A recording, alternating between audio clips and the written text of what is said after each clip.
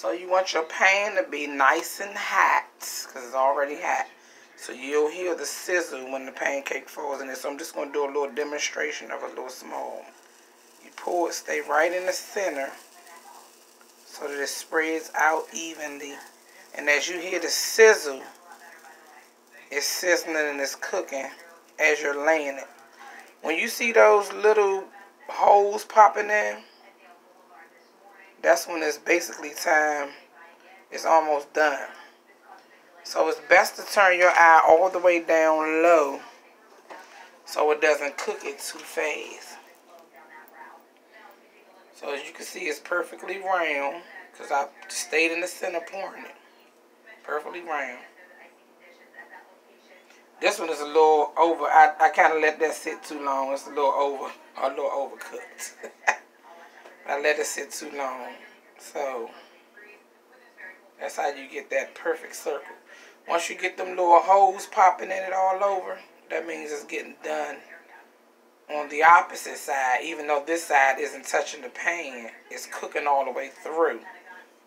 And once it cooks all the way through, when you see more of those little holes, little bubbles right there, and you have to make sure your consistency of your batter is pourable, like how loose it was. Not too much water, not too less water. You don't want the batter to be too thick. You want it to be just enough to like pour it in like I did. So as you can see the little holes popping in. Pancake is swelling up. See the little holes popping in. Once you see the little holes popping in, and then be looking at the edges, around the edges, because I wasn't paying attention to the edges. Look at the edges. The edges start to get brown, and you can see that they're browning on that side as well. So pretty much once you get it kind of cooked around the edges, you still have a little loosey in the middle, you can flip it over. And there it is. There's your flapjack. So the slower you pour it in, that's how it gets that brown. As you're pouring it in and it's sizzling, that's how it's browning it. And then once it gets to a certain point, then you can kind of flatten it if you want. But it's going to cook all the way because it already cooked halfway through when it was on the other side in the first place. So that's how you get your little flapjacks.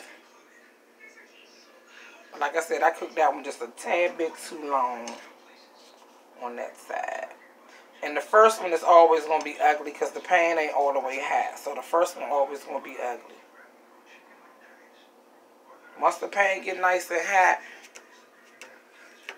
good to go. Mash it a little bit just to make sure it's cooked all the way through.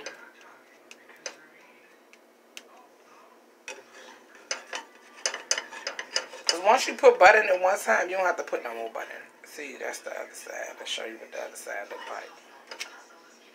That's how you get that pancake that look like a McDonald's. McDonald's! But I like it on this side though. And there you are. That's how you make a nice flapjack.